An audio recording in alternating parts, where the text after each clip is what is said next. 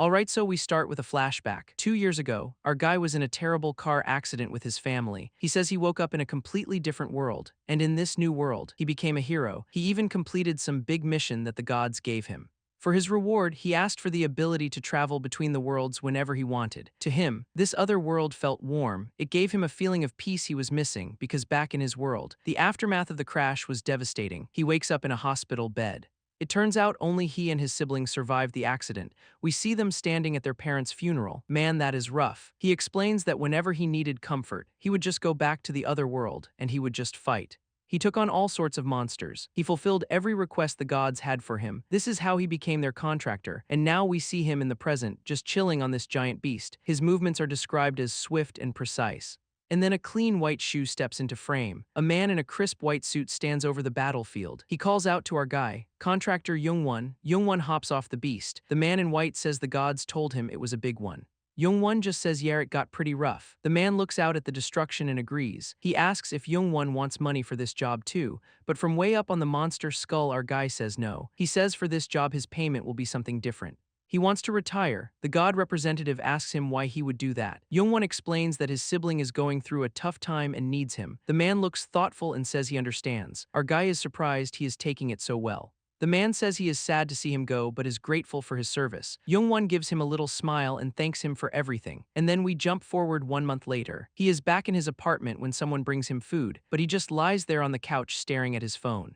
We cut to a memory of him and his brother at the dinner table. His brother was nagging him about college and his future, but while this was happening, 2 years ago, his brother had a secret after the accident. When he learned that only he and Youngwon survived, his whole world just fell apart. All he wanted was to go back to the other world where he could feel a sense of freedom, where he could be a hero just one more time but back in reality. The gods did not answer his call, and that is when Youngwon starts to notice something. He thinks to himself, he can smell the other world on his brother. Wait a minute. He asks himself if his brother visited the other world just like he did. His brother notices him staring and asks what he is doing. Youngwon just stammers that it is nothing. His brother sighs and says he is not just telling him to study. He just wants him to find something he wants to do with his life. Youngwon just says what, and his brother looks confused. And then Youngwon finally snaps. He says his brother has not said a real word to him in 2 years. He looks him dead in the eye and asks where he was when he needed him. And his brother thinks to himself, I was making a living in the other world, you brat. The brother just grabs his jacket from the chair. He says that he is trying now, so why is Youngwon acting like this? But our hero is just staring at him. The brother just tells him to clean up the old food. Youngwon looks up and asks what he is trying to do. His brother just looks at him confused, and that is when it all clicks for Youngwon. He realizes whenever his brother wore those specific clothes, the smell of the other world was strong. He thinks to himself, he needs to check. He sees the jacket his brother left on the chair, and he grabs it. His brother turns around and asks where he is going. Youngwon thinks that if he wears these clothes, they will mistake him for his brother and let him into the other world. He believes he can finally go back. His brother just watches him leave, looking a little worried. Then we jump forward 3 days. The brother is on the couch trying to make a phone call, but he keeps getting an unavailable message, and he is worried since he has not heard from Youngwon. He looks up and asks if this has anything to do with the gods. Wait, he knows, and a divine voice basically says yeah, it does. The voice belongs to the man in the white suit, and he tells the brother that Youngwon is in the other world right now. The brother just stares ahead, taking it all in, and then bam, the god representative is standing right in his living room. He says this is going to need some explanation. He starts by taking us back 2 years, back to the day of the car accident, and he drops a bombshell. He says the brother, Yoon, he came to the other world too. And get this, he was also a hero. They called him the hero of melancholy, so they were both ice skate heroes. That is insane. The god agent explains that Yoon also wanted to keep returning, but unlike Youngwon, for the gods this was a burden. Yoon is confused. He asks why it is a burden when Youngwon went back and forth for 2 years straight. The agent explains that Youngwon was a special case. He was chosen by the world itself, not by the gods, and honestly, they do not even know what kind of side effects repeated visits might cause. So for the past 2 years, they have just been ghosting Yoon, ignoring his attempts to go back. But today, someone over there finally noticed him, or at least, the person wearing his clothes, and it all clicks for Yoon. He asks if it was because of the clothes Youngwon took. The agent says yeah, that was the trigger, but he thinks the real reason is something else. Yoon looks up and asks what he means. The agent says the real reason is Youngwon's retirement. Yoon just buries his face in his hands. He says it has only been a month, but here is the kicker. 1 month on Earth is 300 days in the other world. That is a long time for things to go wrong. Yoon asks if he thinks someone was just waiting for his brother to retire to make a move. The agent says that as soon as Youngwon left, all sorts of problems started cropping up, and Yoon just asks what kind of problems. The agent says yes, and his sibling is one of those problems. Yoon is not having it. He says then he just needs to find whoever is causing all this. The agent says they are trying too, but it is not easy because of something called contamination. He explains that it all started 3 days ago or 1 month ago in that world's time, from the day his sibling returned. This weird phenomenon with an unknown cause began. And at its center is the hero of melancholy, Young Yoon, or at least the person they think is him. So Yoon asks if he can just follow the contamination to find his brother, but the agent says it is not that simple. He explains that the contamination does not just hide his brother's traces, it also seems to affect the lords of that world, and we see a whole lineup of them. We see another group of rulers, this time in suits. He says it even affects the gods, so Yoon asks him to just get to the point. He puts it all together. This contamination is connected to his brother, and to find him, he needs to be the one to solve the problems. The agent says exactly. Yoon is furious. He asks why he should have to clean up their mess, but the agent tells him to look. He says soon, Earth time and the other world's time will become synchronized. Yoon is shocked. He asks if that is even possible, and the agent says that is why he came to him for help. He then tells Yoon to look at what his brother is doing right now, and holy crap, it is a modern city getting absolutely wrecked by dragons and monsters. The agent looks at the destruction and asks Yoon, do you feel responsible now? And we see exactly what he is talking about. The city is just being torn apart by monsters and dragons. Yoon is in disbelief. He asks if his brother really did all of this, and the agent just says yes, but Yoon knows something is off. He thinks to himself that creating a gate this massive is impossible for anyone in that world. So he tells the agent fine, just give him back the powers he retired with and he will handle it. But the agent says that is a problem, apparently because of this contamination thing. They cannot fully restore his powers. Yoon is getting fed up. He asks if he is just saying there is nothing they can do. The agent admits that right now, yeah, there is no way, but he tells him not to worry. He says they have prepared their own contingency plan, and just like that, he is gone. Meanwhile, on the ground, it is absolute chaos. People are screaming and getting attacked by monsters. Yoon sees all of this. He wants to help so badly. But he knows rushing in without his powers would be a death sentence, so he starts running. He decides he will deal with the situation here after he brings his brother back. First, he needs to get to the other world and find a way to regain his full strength. He is booking it through the streets, and there it is. He finds the gate. But he pauses. He knows there are monsters around, and yep, 2 orcs and a goblin are right there in his way. He thinks if he just runs at full speed, he can probably shake them, but they have already spotted him and are giving chase. He makes a mad dash for the gate with the monsters hot on his heels. He knows if he stops for even a second he is dead, but then a massive figure lands right in front of him. He looks up completely stunned. An orc is blocking his path to the gate. Of all the terrible timing, this has to be the worst. The orc raises its massive club ready to smash him. He wonders if he can even dodge an attack like that. He dives just as the club crashes down. He made it, but he is not out of the woods yet. Just as he thinks about getting into the gate, another monster charges him. This one lands a direct hit and sends him flying backwards. He goes sailing right through the portal. He lands hard on the ground, huffing and puffing. He looks up wondering if he actually made it inside the gate.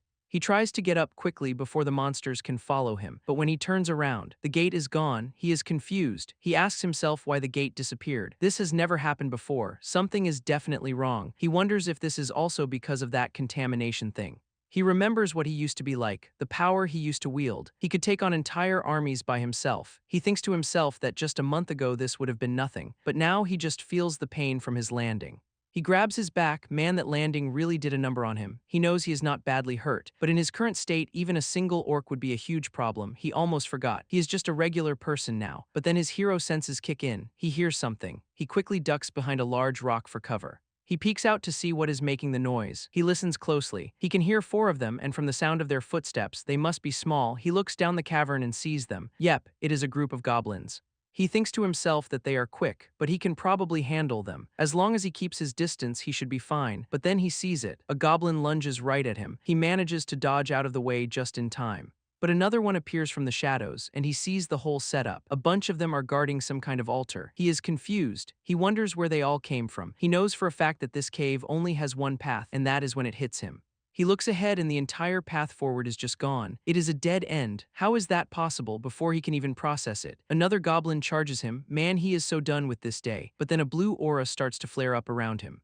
He rushes forward to meet the attack head-on, and he throws a punch. The impact sends them both flying backwards. A golden ring flies off the goblin and lands on the ground. The other goblins at the altar start freaking out. The one he punched is on the ground, looking dazed. Yoon picks up its club and gets ready. The goblin looks up at him, its eyes glowing, and Yoon brings the club down hard. He brings the club down again and again. His eyes are glowing red with fury. The other goblins at the altar just stand there watching. The club is just dripping with blood. He stands over the goblin's body, huffing and puffing, and yeah, that goblin is not getting back up. Yoon takes a moment to collect himself. He looks over at the other goblins. He thinks it is weird that they are not attacking. They are just guarding that altar. He decides to sit down and catch his breath for a second. He realizes this world is completely different from the one he knew. And now he is trapped in a dead-end cave with no idea how to get out. He looks at the golden cup on the altar. It does not seem special, but he figures he needs to check it out just in case. So he gets up and just calls out to the goblins. He tells them to take it easy. He is just going to take a look. He approaches them with the bloody club resting on his shoulder. He sees there are 4 goblins left, all armed with spears. He knows he is outnumbered and has to end this fight quickly, so he just charges straight at them. The goblins start screeching as he runs in. He closes the distance in an instant. He swings the club with all his might. He is not holding back at all. He aims right for the goblin's head and just smashes it completely.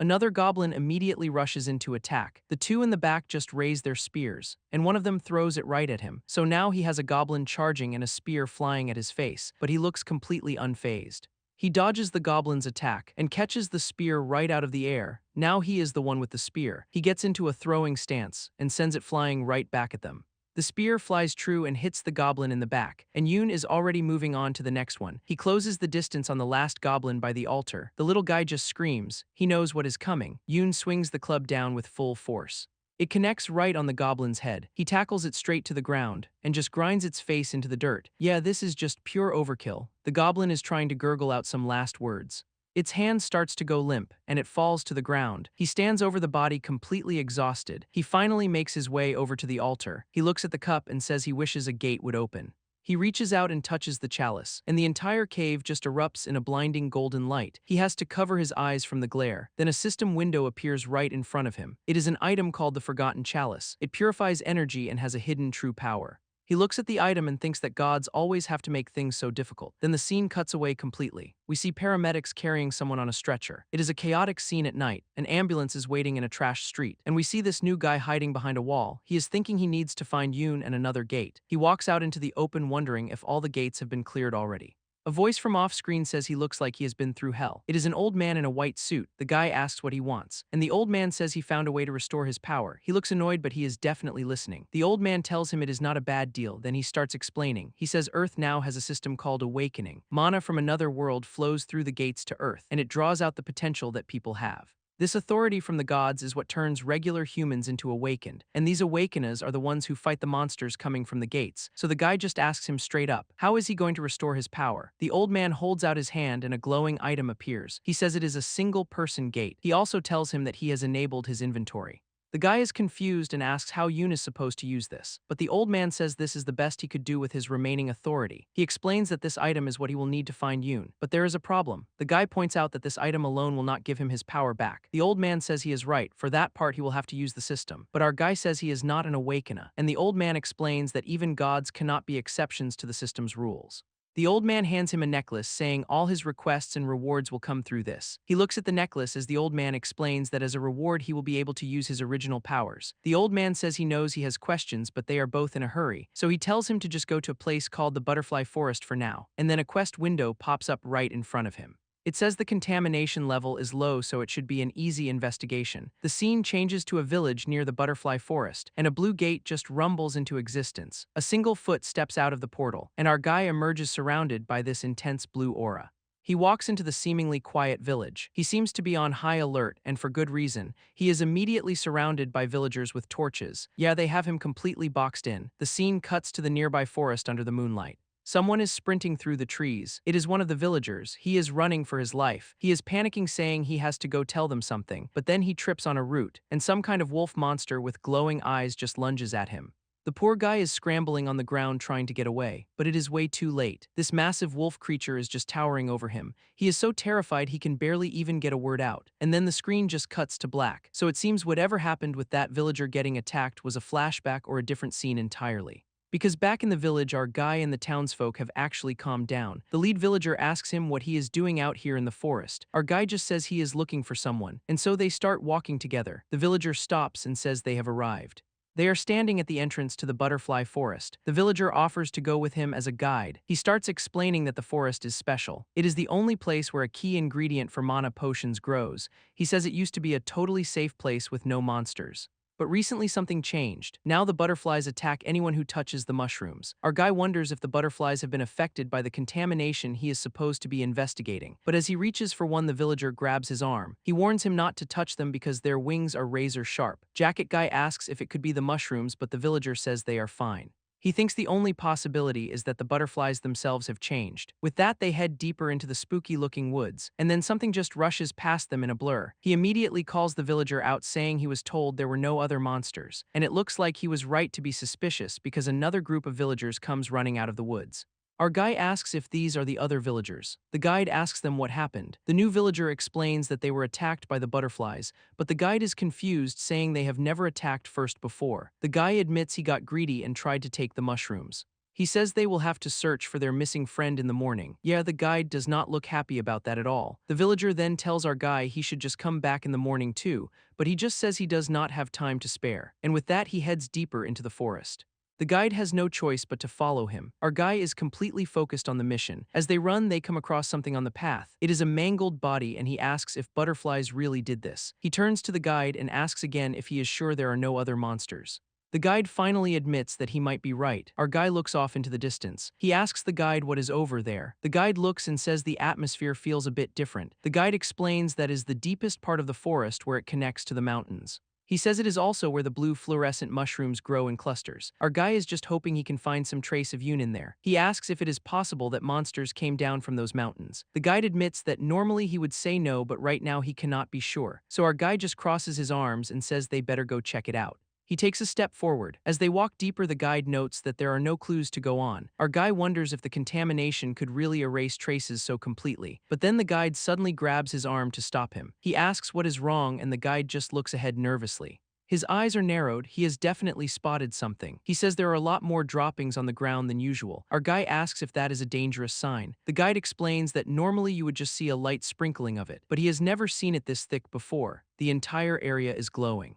Then they hear a rustling sound from the trees above. Something is definitely moving up there. From a distance, we see a huge part of the forest pulsing with blue light. The whole place is changing. And then a massive swarm of glowing blue butterflies just explodes out of the trees. He turns to the guide and calls him by his name, Liam. He tells him it is going to get dangerous from here and that he should go back. But Liam is not having it. He says he will stay with him to the end. Our guy warns him that he cannot promise to keep him safe as they stand surrounded by the butterflies. And then the entire swarm just starts flying up into the air. His eyes narrow. He definitely senses something. He says something is coming, and then the trees just start exploding downwards. Liam is completely freaking out, wondering what is in this forest. Whatever it is big and it is coming down fast. A gigantic spider monster crashes down right in front of them. But our guy is just smiling. He says, "Fancy meeting you here." He calls the monster Exotica and says it has been a while. He looks up at its massive eye and says it seems to have changed a lot. So this spider monster is Exotica, the administrator of the forest, and we get a little map showing where we are. The butterfly forest is pretty far from the royal castle.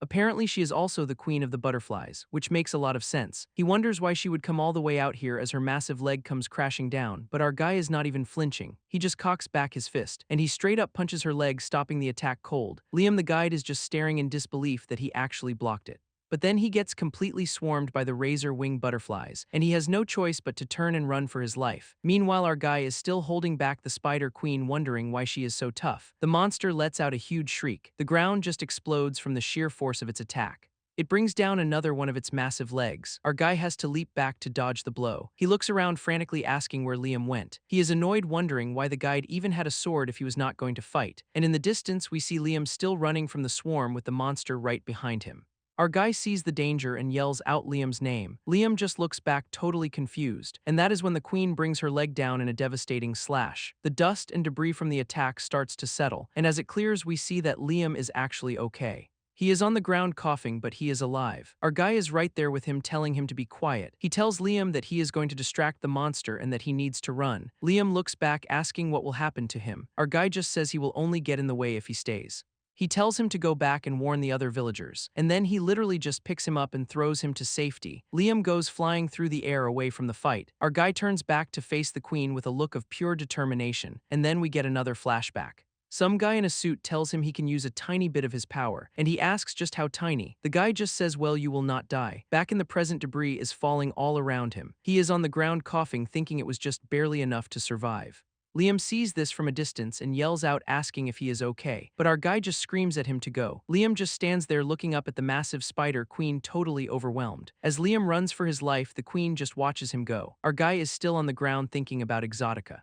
He asks what happened to her as she just stares back with those corrupted red eyes. He knows he has to do something, so he pulls up his item window, and he pulls out a whole grid of what looks like glowing needles. He slams his hands on the ground as the needles activate, and then he just launches himself forward surrounded by a storm of them. The queen lets out a horrifying shriek as her face opens up into a disgusting maw. He throws the entire volley of glowing blades right at her. They all slam into her massive leg. He even forms a couple of them into daggers in his hands, and he goes in for a direct slash. But the attack just seems to bounce right off her. He lands and realizes he is not doing any damage at all. He takes a step back to reassess the situation. He looks deeper into the woods and sees the contamination spreading faster. He notices a strange glowing blue light in the distance. It is just a pulsing orb of pure energy. He immediately thinks this might be a trap, but he knows at this rate he cannot win anyway. He decides he needs to find and remove the source of the contamination first. He will deal with the spider queen Exotica after that. But she is not just going to let him go and brings her leg crashing down. He gets slammed right into the dirt. He pushes himself up looking pissed off but determined. His eyes lock onto his target, and he just makes a break for it. He sprints through the woods as her attacks tear up the ground all around him. He finally reaches the source, a clearing filled with glowing blue life. He looks up, taking it all in. He actually made it. His hand rests on the glowing ground. He slowly gets to his feet, ready for what is next. And from above, the queen descends to face him in this strange new arena. But wait, his hair just turned blue. He looks completely different. A purple pendant around his neck begins to glow intensely. A quest window pops up saying he found the source of the contamination and a reward is being issued. And the new quest is to defeat Exotica, with the reward being he can temporarily use his original powers. And the reward is he can use 10% of his original power for a full 10 minutes. He does not have much time to think though, because Exotica is bringing her leg down to crush him. The system just asks him, use it, and with those glowing blue eyes you already know his answer. In an instant, a flash of blue light slices through the air. And just like that, one of the Spider Queen's legs is completely severed. It just thuds to the ground behind her. She lets out a horrifying shriek of pain. Our guy is now holding a glowing sword, wondering if 10 minutes will be enough time. Her massive eye just blurs with absolute rage. She lunges at him with her remaining legs, but he just kicks off the ground, and he sprints right towards the monster queen. You can see the blue energy just coursing through him. He looks at his sword with a confident smile, thinking he can actually pull this off. His plan is to cut her remaining legs and then collapse her core, but as he gets into his stance, he notices something is off. He looks up and Exotica is now just hovering in the air. She can fly. He is completely shocked, wondering why she is flying at a time like this, and we get a good look at her new form. This fight just got a lot more complicated. And from above, she unleashes this storm of glowing blue tentacles. Our guy just looks up at the onslaught, thinking she has all sorts of tricks up her sleeve. The tentacles come crashing down all at once. He has to weave and dodge through the absolute chaos. He is even complaining that it is cheating for a butterfly to use tentacles. He leaps through the air, dodging a bunch of sharp projectiles now too. He lands and summons a whole fan of glowing blue swords behind him. With a look of pure focus, he readies his own blade for a counterattack, and he unleashes a massive beam of energy right back at her. The whole area is just covered in smoke from the impact. But her tentacles just cut right through the dust cloud. He is already looking tired, wondering if she will even give him a second to breathe. He is just barely blocking her attacks, thinking this will never end at this rate. He knows he has to find a way to drag her down out of the sky. But then the tentacles stop attacking and just start wrapping around him. He is completely caught in her grasp. He is forced to drop his sword. The queen just hovers there with her prize. She pulls him right up to her horrifying mouth, and our boy just asks her if she brushed her teeth. The queen lets out one last shriek, getting ready to eat him, but our guy just says sorry about this, and then a thin blue line of light just splits the air. He is holding some kind of glowing blue needle, and it is attached to a wire that is pulling him straight up into the air. It yanks him clean out of her grasp and all the way across the forest. He lands perfectly on his feet, and he finds himself standing right in front of the glowing blue source. He looks up at this massive glowing mushroom and asks if he is supposed to retrieve it. He turns back to Exotica, asking her if she knows anything about this. But she just stares blankly. It seems the old Exotica is completely gone. He decides he has to figure it out himself and reaches out to touch the mushroom. A system notice pops up, immediately detecting contamination energy. He asks what that is, and then a golden chalice just appears in his hand. The system says it is beginning absorption and purification. And the chalice starts sucking in all the blue energy from the mushroom. He gets a little nervous, asking if it is only taking the bad stuff. The energy from the entire area just swirls into the cup. The chalice glows with a golden light as it finishes the job, and when the light fades, the forest is back to normal, and Exotica is just a small blue beetle on the ground. He looks down at the now empty chalice wondering if it is finally over. But then he remembers, what about the reward for all this trouble? He looks at the cup as it starts to just dissolve into golden dust. He turns his attention to the tiny blue beetle on the ground. He asks it what happened, trying to see if Exotica is still in there. But then those blue tentacles from before shoot out and wrap around his legs. He just looks down with a tired expression as he gets pulled into the ground. And suddenly he is standing in a black void with a butterfly pattern below him. A beautiful woman with glowing blue wings appears and calls him contractor. He just gives her a little wave and says she is beautiful again. She begins to explain that long ago 13 trials were born from the abyss. These beings were meant to throw the entire world into absolute chaos, but his very existence was so powerful it forced them all into hiding. So he puts it together. Now that he is retired, they are all coming back out. She tells him he must regain his power and send the trials back to the abyss. And with that, she says it is his destiny and fades away into light. He is back in the real world, just complaining that she dumped all that on him and left. He looks around and sees the forest has completely returned to normal. A quest window pops up confirming he has completed the quest and cleared the first trial. And the reward is a huge power boost. He can use 30% of his original power for 7 minutes. And his next quest is already here. Find the missing lord of the boss kingdom named Maracas for another temporary power-up. So with his new quest in hand, we cut to a different part of the forest. A guy wakes up on the ground asking what is going on. He is surrounded by these glowing blue butterflies, and he immediately starts freaking out trying to swat them away. But our boy just calmly tells him to stop panicking and get up. The guy is still losing it, asking if he does not see the butterflies attacking, but our main character just stands there completely unfazed. He explains that they are not hostile, they just keep people away from the dangerous areas. He asks the guy if anyone has actually been seriously hurt by them.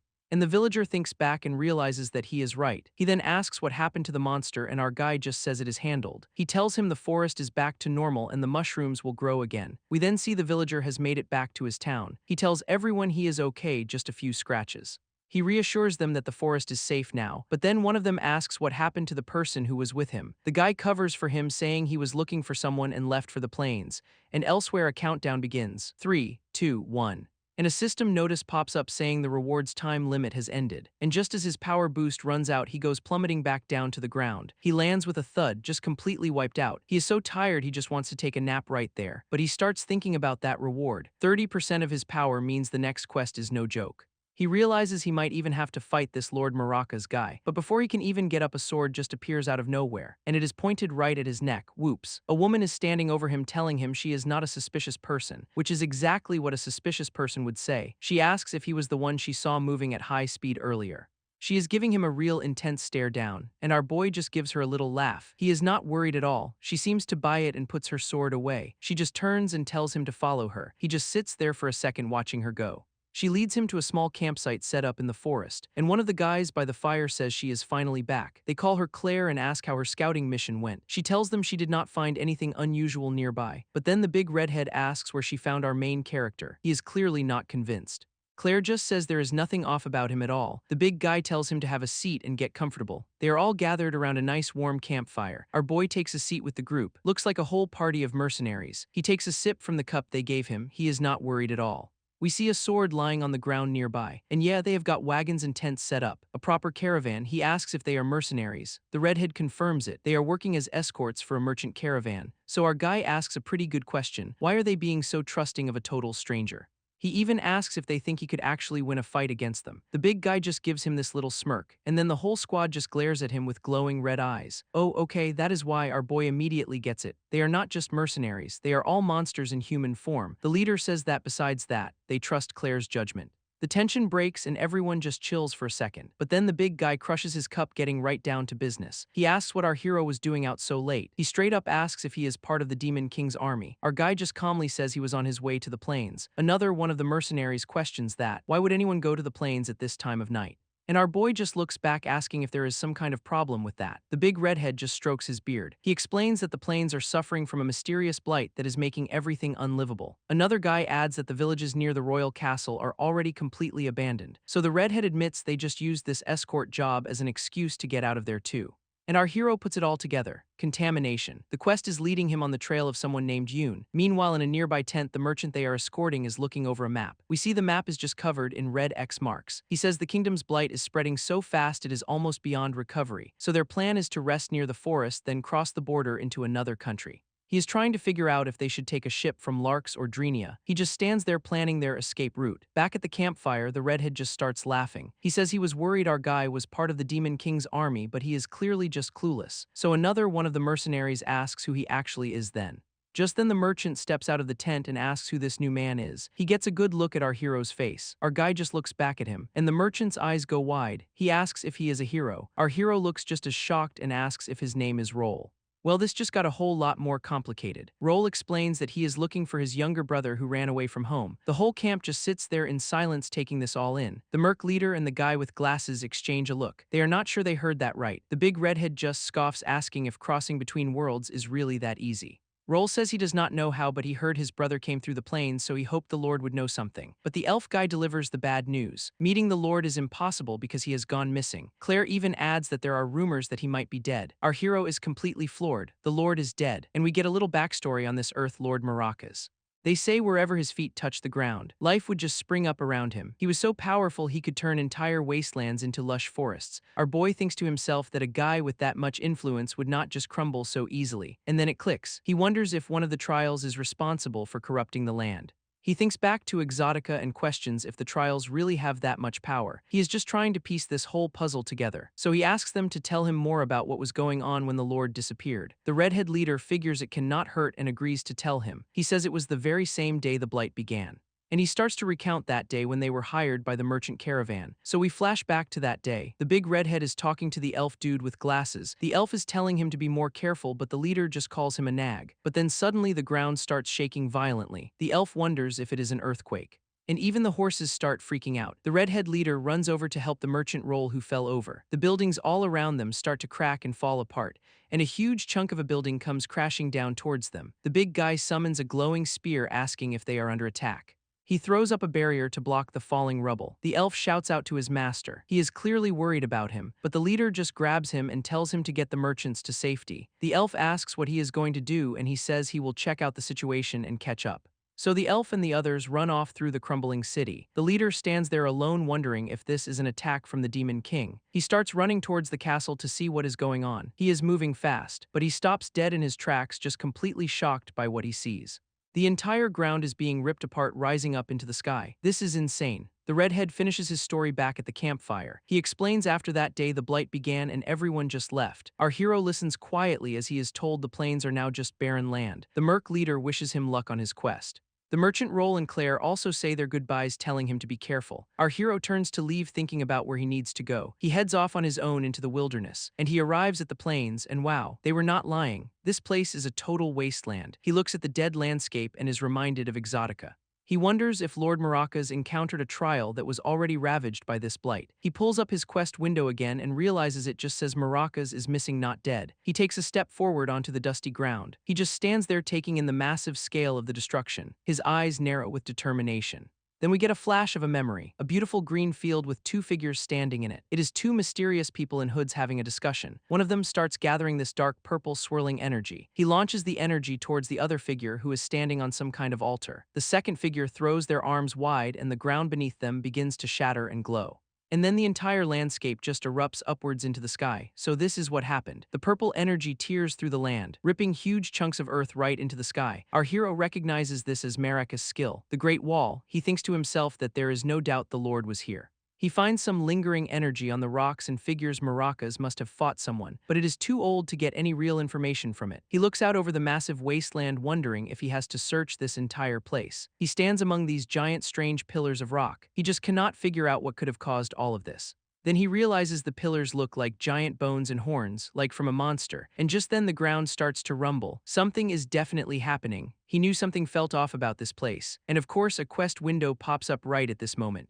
It says he has found corrupted Maracas. Quest complete. Wait, what? The ground around him erupts in a storm of rock spikes. He just calmly lands on one, saying this saves him the trouble of searching. He looks down and says it has been a while, Maracas, and we see what he is talking to. A colossal creature is rising from the dust. Oh my god, that is the Earth Lord. He is a giant monster now. It is a massive corrupted dragon just towering over him, and we get a close-up on its face. Those glowing eyes are pure malice. Our hero is completely shocked. He thinks it is a dragon. He even pulls up some kind of system window, asking where Maracas is.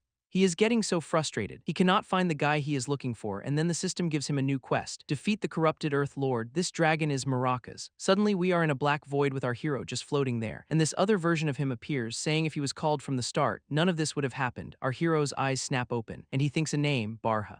He seems to recognize this Barha guy, thinking he had vanished. Then he hears a voice asking if he is finally awake. He looks over and sees this older man who asks what brought him back to this world. Our hero recognizes him as Black. He sits up, all bandaged up, and says his brother ran away. He explains he was looking for Maracas to get information. And then we get a title card. Former Demon King, hold on. Is our guy the former Demon King? Black just sips his tea and basically calls it teenage rebellion, and we see a map of the land ruled by the Lord of Darkness. This guy Black is the king of Eotum. Our hero is completely bewildered, asking how he even got to the capital city. We get a quick flashback of him getting pummeled by that dragon.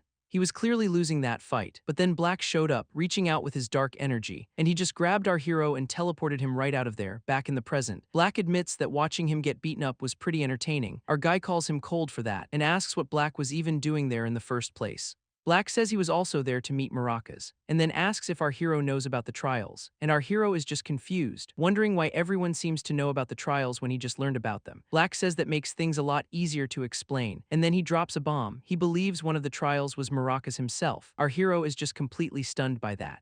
Black explains he tried to speak with Maracas about it, but it was not easy. Our guy asks if it was the corruption's influence, and Black asks if he really tried to fight him. He says he did not lose, but Black is like, that is not what I asked. Black points out that either way it will be hard to get information out of him now. So our hero has to ask, was that dragon really Maracas?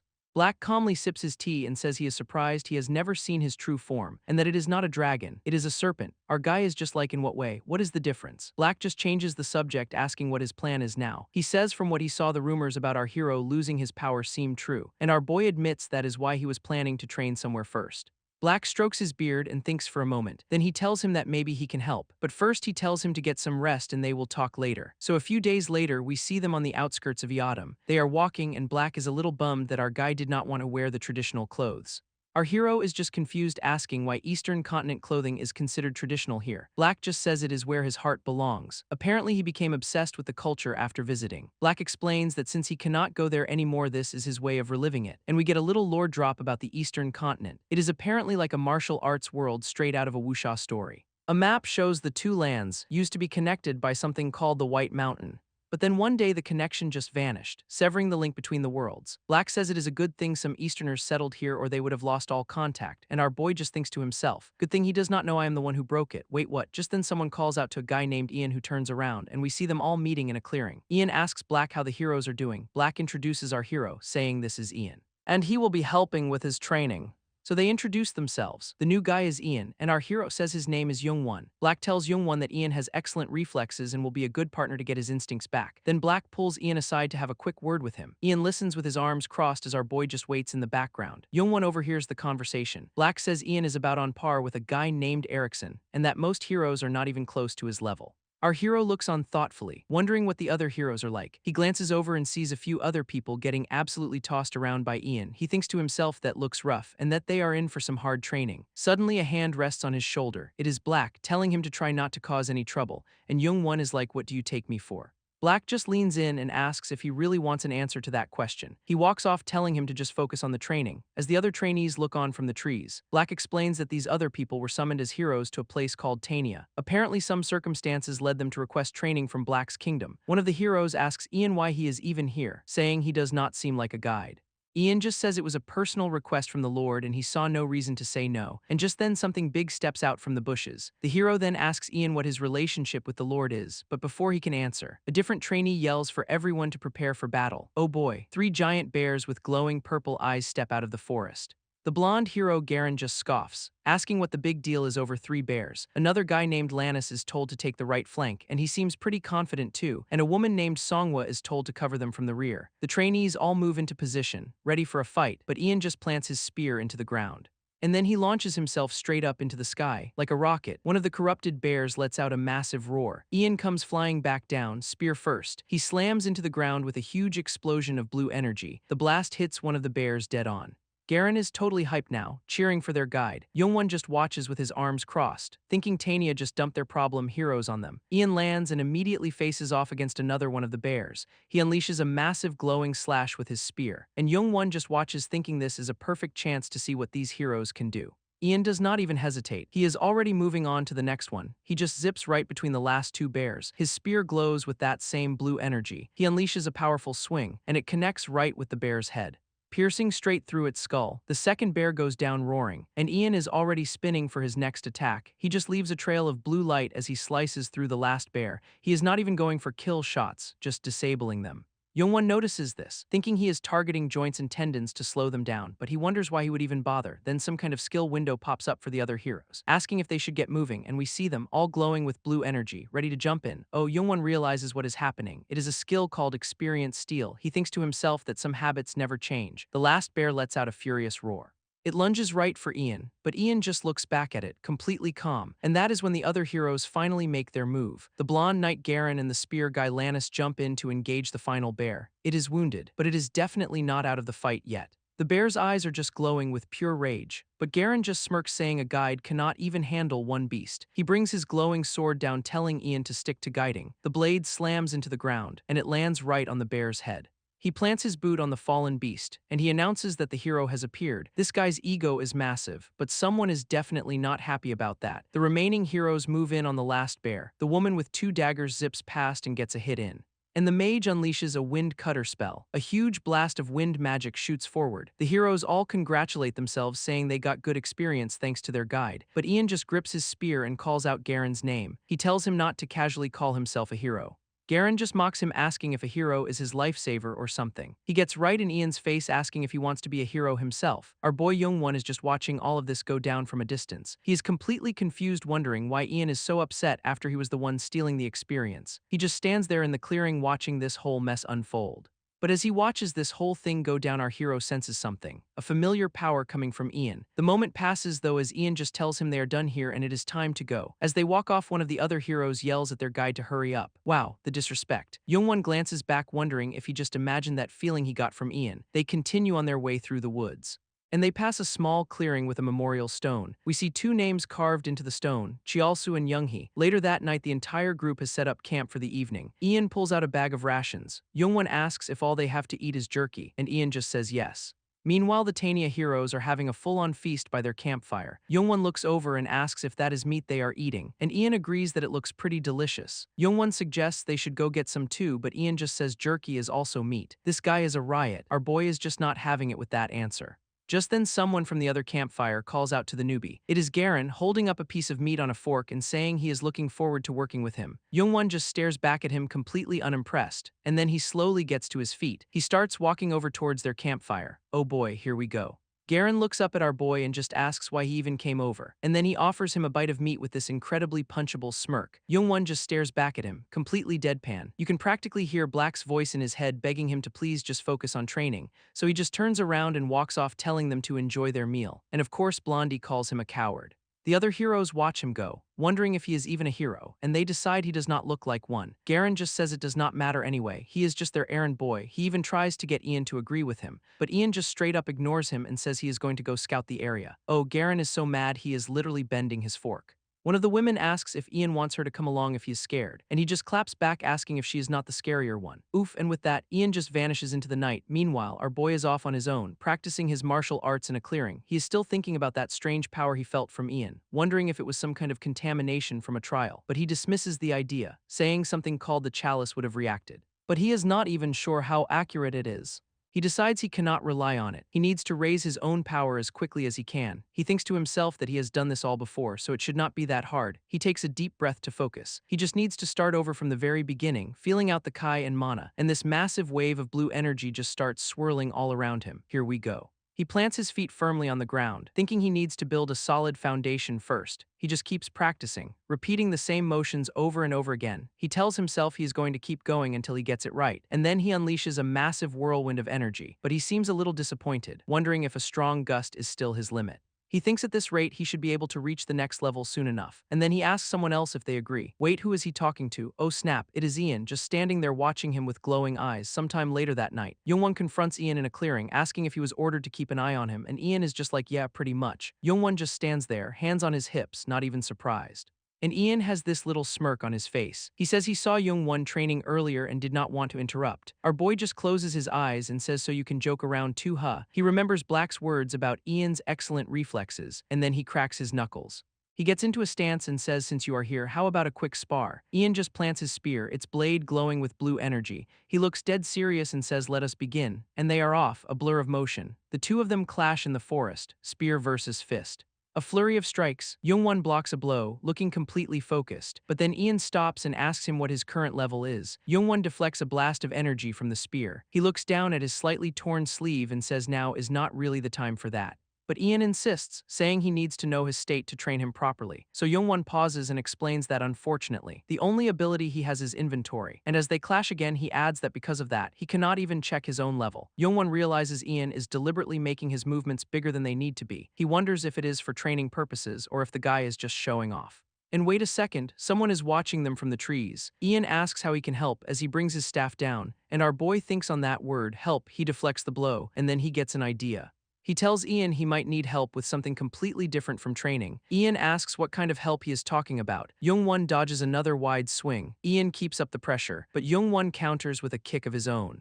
He says he will tell him later, adding that he needs Black's permission first. Ian is impressed, saying his movements have improved a lot and our boy just thanks him. Then Youngwon asks a question, when did heroes from other worlds start getting summoned here? Ian says it has been about a year, and Youngwon realizes that is right around the time he retired. The spearman thinks to himself that his attacks are getting sharper. He looks pretty pleased, thinking as expected. Our hero looks focused, a blue aura starting to form around him. Ian thinks back, remembering the gods said they did not have the resources for hero summoning because of the awakeners. So Youngwon is thinking, if the gods are not summoning heroes, then who is? Ian just keeps up the pressure with his spear. And he starts explaining that this contamination thing does not just hide his brother's traces. It apparently affects the lords who rule the world, and even the gods themselves. Our boy is putting the pieces together, so either someone is contaminated or there is a traitor, and he even starts to suspect Black. He catches the spear mid-swing, and the fight gets even more intense.